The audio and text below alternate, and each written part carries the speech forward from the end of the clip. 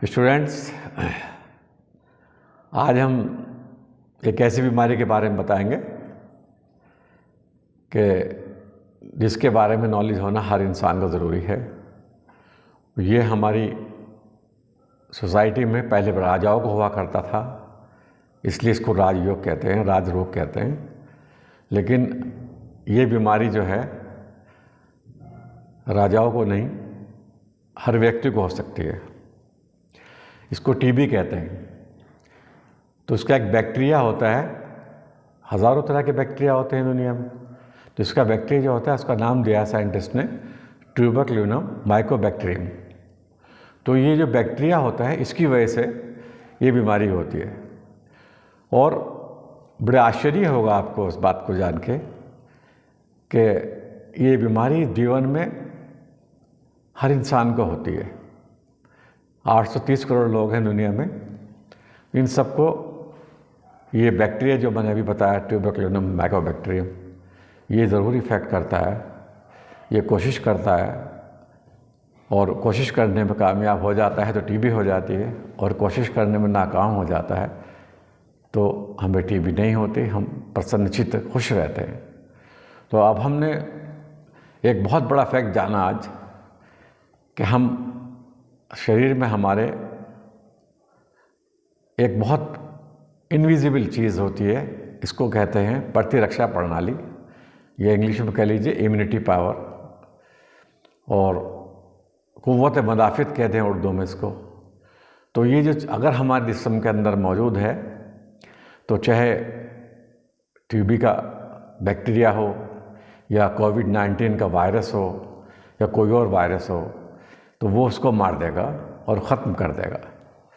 तो हम चूँकि नेचुरोपैथी में अपना ख़ास तौर से हॉस्पिटल चलाते हैं, नेशनल मेडिकल कॉलेज का, और नेचुरोपैथी में हमारा जो है नेशनल और इंटरनेशनल टीवी पर प्रोग्राम आता है। और हमने जो डिमॉन्स्ट्रेट करके दिखाया था, ख़ास तौर से हमने देखा लंदन में जब हम गए तो लंदन में लोगों ने सबसे ज़्यादा इंटरेस्ट जो हमसे लिया वो ये लिया कि प्राकृतिक चिकित्सा यानी नेचुरोपैथी क्या होती है और नेचुरोपैथी से कैसे ठीक रह सकते हैं। तो इसी पे सब लोगों ने हमें स्ट्रेस किया और हमारे लिए बहुत सुविधाएं की इन्होंने, अपने यहाँ ठहराया, हमें बहुत आगे के लिए भी बहुत मंसूबे बनाए कि आप यहाँ लंदन में ये काम कीजिए। लेकिन भारत देश हमारा है जहाँ हम पैदा हुए हैं, तो हम चाहते हैं कि जो लंदन में ट्रेडिशन चल रहा है अंग्रेज़ी दवाइयों का, वहाँ नेशनल हेल्थ मिशन है, NHM, हर आदमी का इलाज, चाहे वो इंडिया का हो, एशिया के किसी कंट्री का हो, यूरोप का हो, कहीं का भी हो, वो लंदन में अगर रह रहा है, इंग्लैंड में अगर रह रहा है, तो उस स्कीम के तहत उसका ट्रीटमेंट फ्री होता है। तो इस फ्री की वजह से लोगों को आदत पड़ गई है कि थोड़ा सा नज़ला भी होगा, थोड़ी खांसी होगी, थोड़ा बुखार होगा तो फ़ौरन दवा लेते हैं। उससे क्या होता है कि जब हम फ़ौरन दवा लेते हैं तो हमारे जिस्म का जो एक निज़ाम है, जो कंसील्ड है, जो छुपा हुआ है, जिसे कहना चाहिए, हम कह सकते हैं, क्या कह सकते हैं उसको, कि हम उसको इनविजिबल कह सकते हैं। यानी कि हमारा जो बॉडी का एक निज़ाम है बीमारी से लड़ने का, वो इफ़ेक्ट हो जाता है, वो काम नहीं करता। और टीके हमारे क्या काम करते हैं कि देखिए, जो हमारी बीमारी होती है उसको prevention is better than cure, इस लाइन पर काम करते हैं टीके। अब ये टीबी पूरी दुनिया में बहुत ज़्यादा होती है, ख़ास तौर से एशियाई मुल्कों में, और भारत में बहुत होती है, और बांग्लादेश में, भारत में, भूटान में, नेपाल में। तो इन मुल्कों में बहुत ज़्यादा होती है। ये देखिए पाकिस्तान, ये लंग्स है, 90% जो टीबी होती है वो हमें फेफड़ों की टीबी होती है। तो इसकी सबसे बड़ी वजह क्या है कि वातावरण का दूषित होना, और साथ साथ सिगरेट पीना, तंबाकू खाना, हुक्का पीना, शराब पीना। तो जितनी भी इस चीज़ें हैं जो इलीगल कहलाती हैं, और कुरान में भी और हदीस में भी मना है ये इस्तेमाल करने के लिए, तो जब हम इन्हें इस्तेमाल करते हैं तो ये जो है पॉल्यूटेड हो जाते हैं। पहले तो ये खुद लड़ते हैं, हमारे लग्स जो होते हैं 3 लोब्स एक साइड में होते हैं, 2 लोब्स एक साइड में होते हैं। तो राइट जो है 3 लोब होते हैं, लेफ्ट में 2 लोब होते हैं। तो 2 लोब इसलिए होते हैं कि एक तरफ हार्ट होता है, वो हार्ट रखा रहता है, यहाँ 2 लोब्स होते हैं। तो इसके अंदर हमारी जो ऑक्सीजन जाती है, जो हवा जाती है, ऑक्सीजन में परिवर्तित हो जाती है। इनमें एल्वेलाइज होते हैं बहुत बारीक बारीक, वो एल्वेलाई जो होते हैं वहाँ पर टीबी कीटाणु आ जाते हैं, वो ऑक्सीजन बनाना बंद कर देते हैं, सांस घुट के आने लगता है, तकलीफ़ होने लगती है। और जब ये बैक्टीरिया बहुत ज़्यादा एरिया में काम करता है तो आहिस्ता आहिस्ता वहाँ पर एक पानी या मवाद बन जाता है। तो वो बनने से क्या होता है, जब मवाद बनता है, इन्फेक्शन बढ़ता है कि ये जो हमारा मिजाज है हमारा, ये ख़ास तौर से इस पर बुखार में तब्दील हो जाता है। तो बुखार अगर हमें 24 घंटे रहता है, 15 दिन से ज़्यादा बुखार को हो गए हैं, खांसी हमें है लगातार, परेशान हो रहे हैं, चेस्ट में पेन है बहुत, तो हमें सोचना चाहिए हमें टीबी हो गई है या हो सकती है, हमें फ़ौरन अपने टेस्ट कराना चाहिए। तो बहुत आराम से, बहुत छोटा सा टेस्ट है, मैं बताता हूँ आमतौर से, ESR करा लें, छोटा सा टेस्ट है, मुश्किल से 50-100 रुपये में हो जाता है। घर पे भी कर सकते हैं आप अपने, और आप तो स्टूडेंट्स हैं, जानते हैं, आपको बताया जाता है कि आप ESR की ट्यूब ले लीजिए, उसमें ब्लड डाल दीजिए और वेट कर लीजिए। तो इरेथ्रोसाइट सेडिमेंटेशन रेट जो है आपका वो 0 to 20 जो है नॉर्मल होता है। अगर इससे ज़्यादा बढ़ा हुआ है तो समझ लीजिए आपको इन्फेक्शन की शुरुआत हो गई है। और अगर बहुत ज़्यादा बढ़ा हुआ है, जो 80, 90, 100, 120, 130 हो गया है, इसका मतलब एडवांस स्टेज में आपको इन्फेक्शन हो गया है। तो आप इस पर जल्दी गौर करें। अच्छा तो ये है कि बीमारी हो ही ना, और वो कोई बीमारी क्यों नहीं होती, वो बहुत से लोगों को आप देखते हैं प्रसन्नचित्त रहते हैं, खुश रहते हैं, वो जैसा ईश्वर रखता है उसमें अपने आप को बिल्कुल समाहित कर लेते हैं और नेगेटिव नहीं होते, वो हमेशा पॉजिटिव रहते हैं। कोई परेशानी भी आती है तो सोचते हैं कि इसके अंदर भी कोई ना कोई हमारे लिए लाभ है, छुपा हुआ है। मैं खुद सोचता हूँ, देखता हूँ, मैं अपने जीवन में भी देखता हूँ कि कोई परेशानी अगर आती है तो हम बहुत गहराई से सोचने लगते हैं। उस परेशानी का हल शायद हमें उस गौर फिक्र से मिले ना मिले, लेकिन जब हम बहुत गहराई से सोचते हैं तो बहुत विजडम मिलती है हमें, बहुत सी खोई हुई चीज़ें याद आ जाती हैं, बहुत सी और बातें हमें याद आती हैं, बहुत सी विजडम हमें आ जाती है, बहुत सी जो याददाश्त ख़राब हो जाती है, हमारी मेमोरी लॉस होता है, वो ठीक हो जाती है।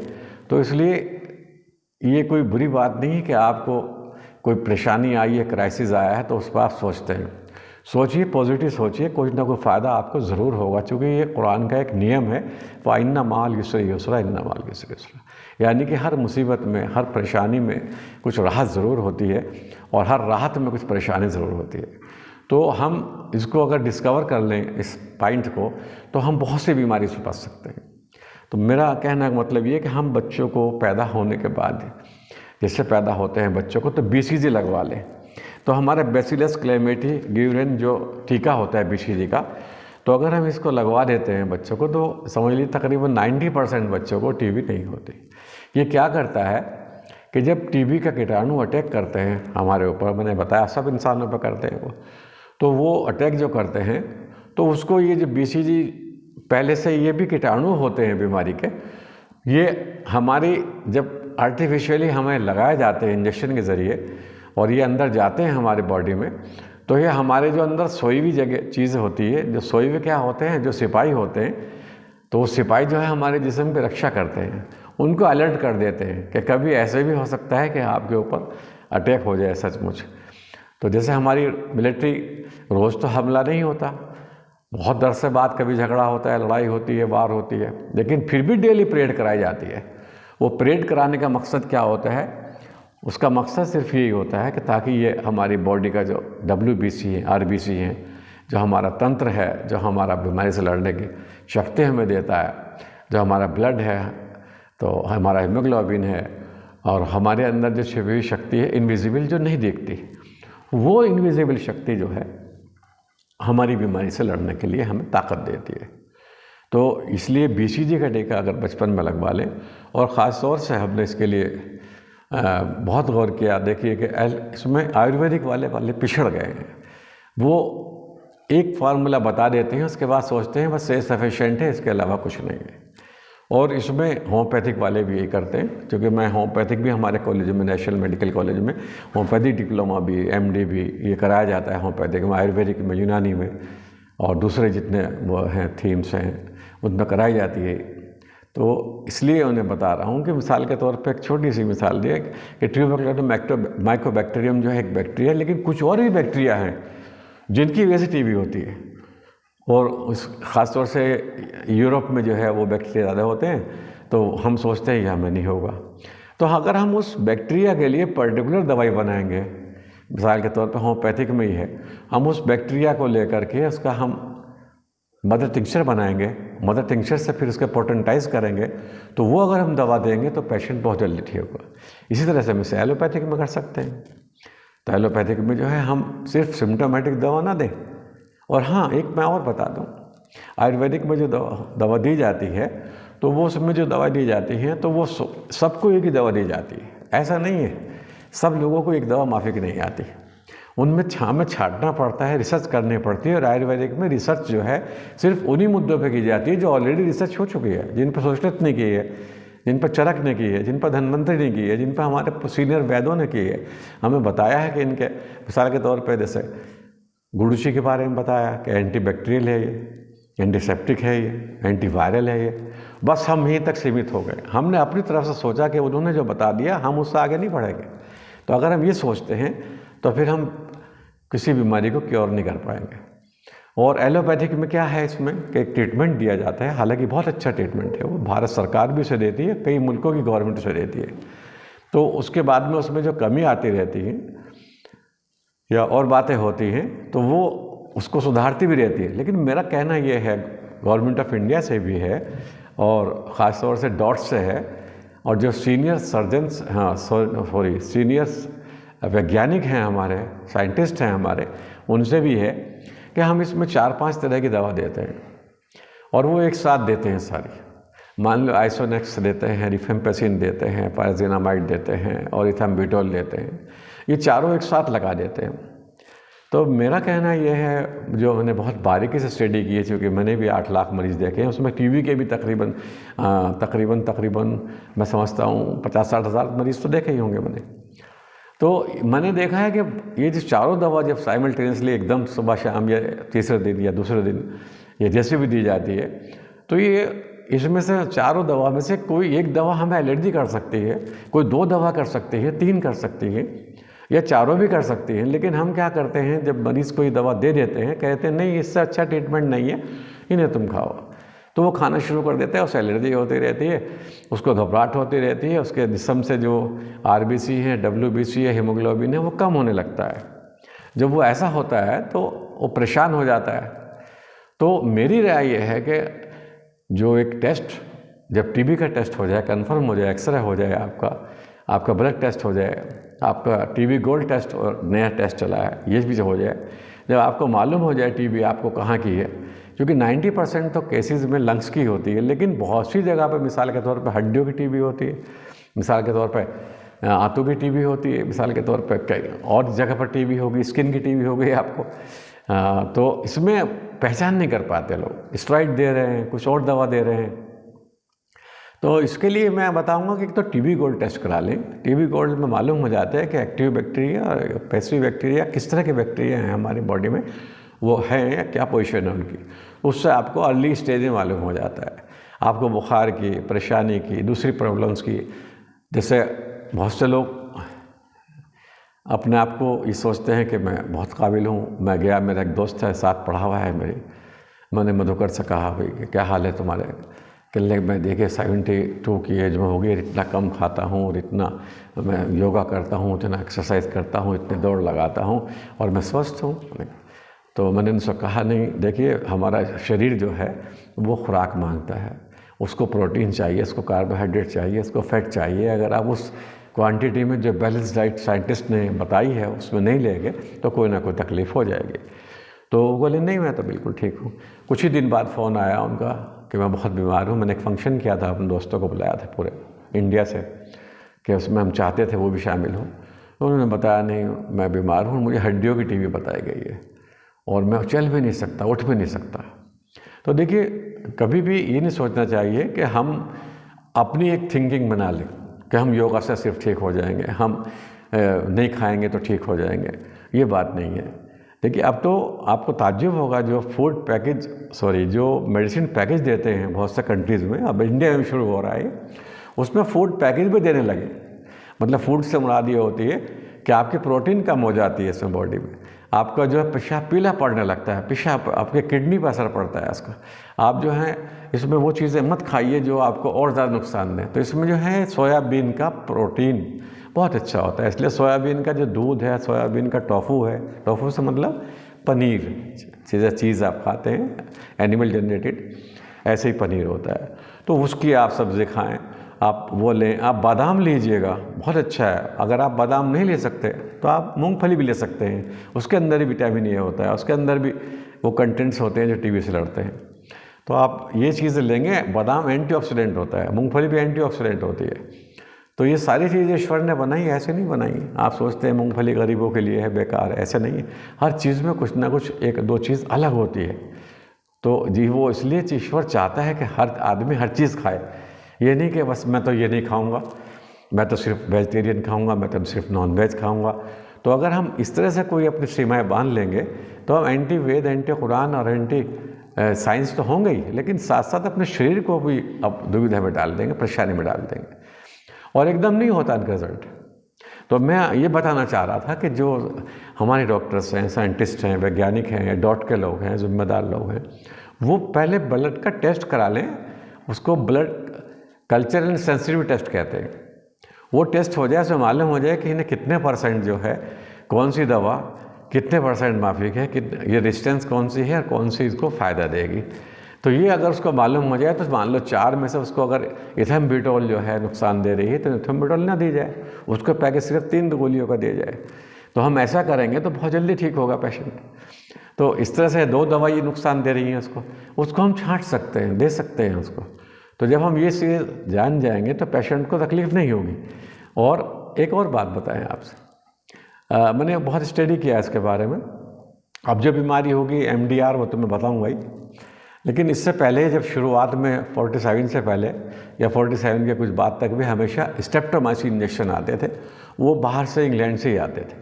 तो स्ट्रेप्टोमाइसिन इंजेक्शन जो है वो आपको ताज्जुब होगा कि 5-7 इंजेक्शन लगते थे मरीज़ के, बड़े महंगे आते थे उस ज़माने में, इंग्लैंड से मंगाना आसान नहीं था।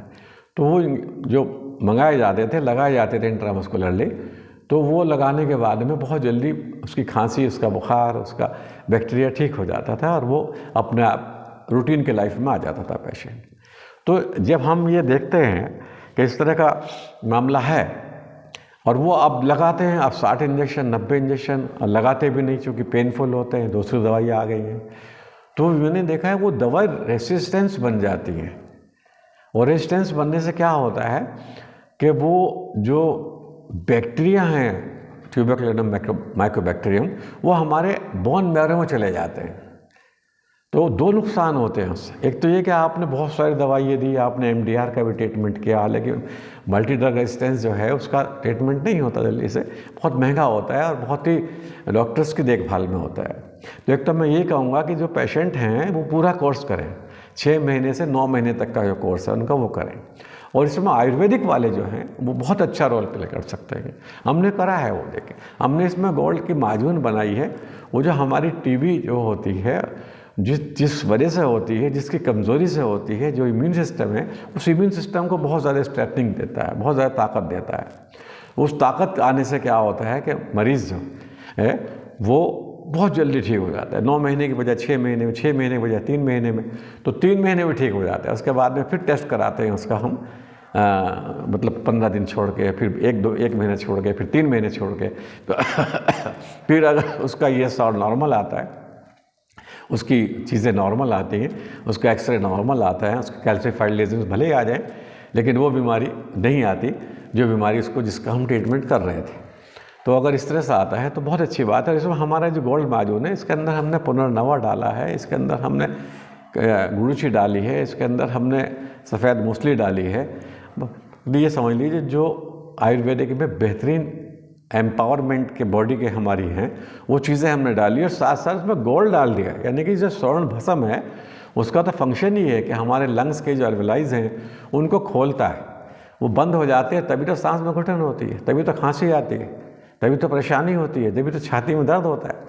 तो वो हम डालते हैं तो उससे क्या होता है, हमारे जिस्म के जो सेल्स होती हैं, चूँकि हम जो बने हुए हैं, हम खड़े हुए तो ऐसा लग रहे हैं जैसे हर चीज़ अलग से बनी, हड्डी अलग बनाई होगी ईश्वर ने, नाखून अलग बनाए होंगे, बाल ये अलग बनाए होंगे, आँखें हमारी अलग चीज़ से बनी होगी। नहीं, ये सारी चीज़ें एटम से यानी सेल से बनी हुई हैं। हम जो खड़े हैं ये एक बहुत बड़ा मजमुआ है, कंपाउंड है सेल्स का या एटम्स का।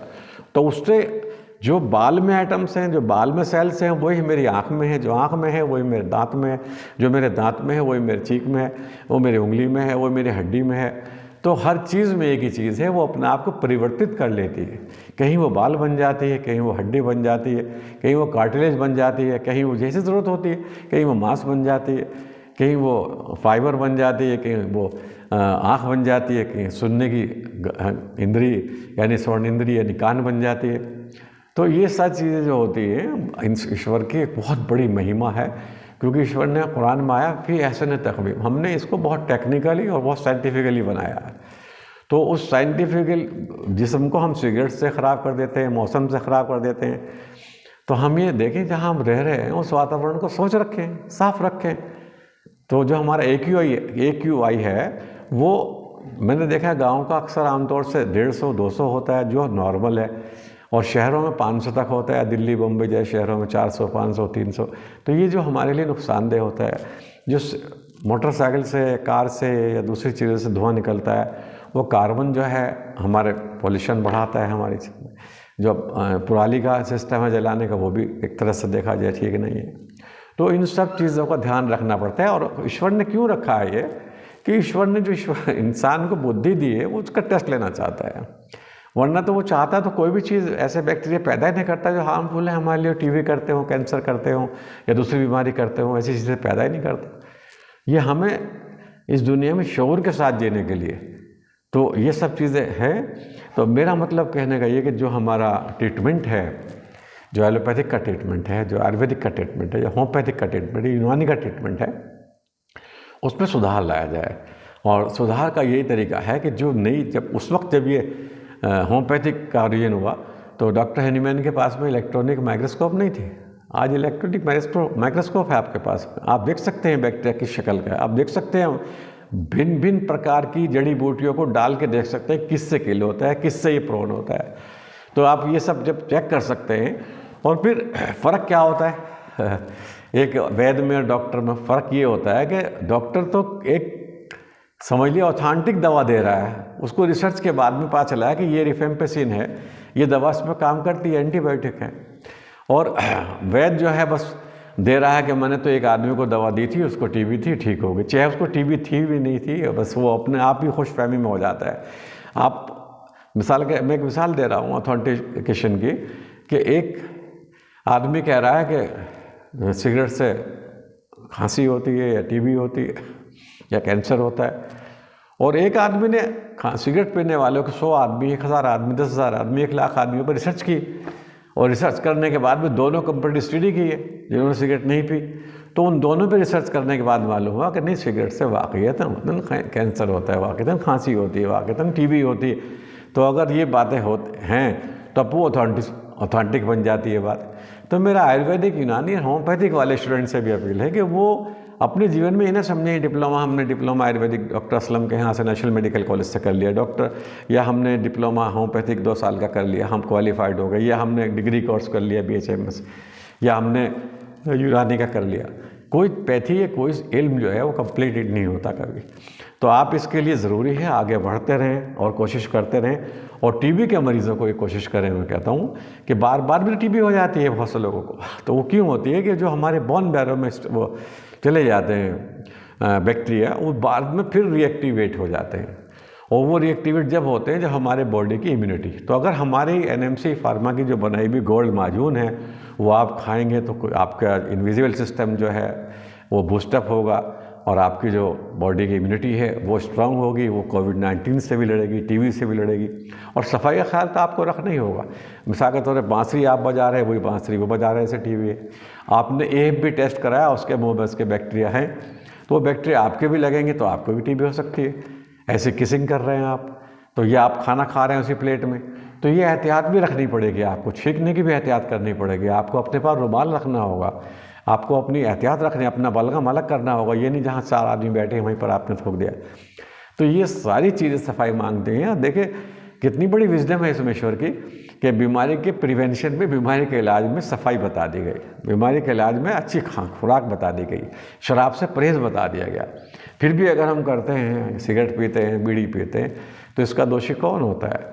हम ही तो होते हैं। और जीवन तो देखिए एक ही बार मिलता है। हम उसी में टीबी से मर गए, उसी में परेशानी में रह गए, उसी में गलत बातें सोचते रहे, उसी में नेगेटिव बने रहे, तो इस तरह से काम नहीं चलेगा। मेरा स्टूडेंट से कहना ये है कि कम से कम वो जीवन में सफल हों, अपने लोगों को बताएं, समझाएं, अपने आप घर में टीबी ना होने दें, अपने घर में ना होने दें, अपने बच्चों को, अपने बहनों को, अपने भाइयों को समझाएं और एक ऐसा वातावरण बनाएं हमारा देश जो है वो पूरी दुनिया को लीड करे। वो मालूम हो कि ये आध्यात्मिक कंट्री है, या हमारा देश है अध्यात्म की फैक्ट्री रहा है हमेशा। और ये देश पूरी दुनिया के पहले भी इसने पूरी दुनिया की कहना चाहिए गाइडेंस दिया है। और फिर मेरी आशा है बहुत जल्द ये बात स्वामी विवेकानंद ने भी कही है, प्रॉफेट मोहम्मद ने भी कही है, मुझे हिंदुस्तान तक खुशबू आ रही है। और ये वेदांत ब्रेन जो है बहुत अच्छा है, इसमें वो अपने आप को भी बहुत अच्छा और अच्छा बनाए। कभी कोई इंसान कंप्लीट नहीं होता, और दूसरे समाज को यानी पूरे विश्व को, जिसको वासुदेव कुटुंबकम कहा है, उससे टीबी को पाक करे। मेरा ये कहना है स्टूडेंट्स से। और थैंक यू स्टूडेंट्स, शुक्रिया बहुत बहुत।